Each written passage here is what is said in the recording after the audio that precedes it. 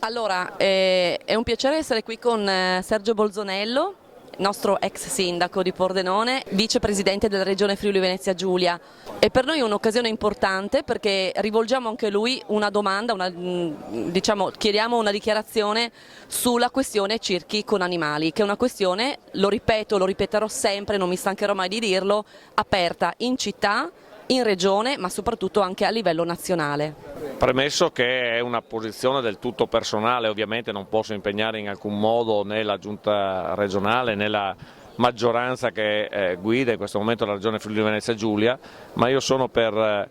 circhi senza animali, senza se e senza ma, quindi proprio non c'è una possibilità di ragionamento sul fatto che gli animali siano più o meno sfruttati, eccetera. Circo deve essere senza animali, ha la possibilità di continuare ad essere protagonista nel panorama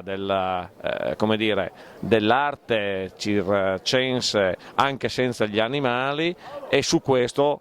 per quanto mi riguarda, continuerò a battermi. L'ho fatto da sindaco di Pordenone quando approvammo un regolamento che proibì appunto che proibì la presenza di animali all'interno dei circhi che arrivavano in città. Se avrò la possibilità continuerò a farlo anche rispetto alla presenza dei circhi nel resto della regione o in qualunque altra parte d'Italia.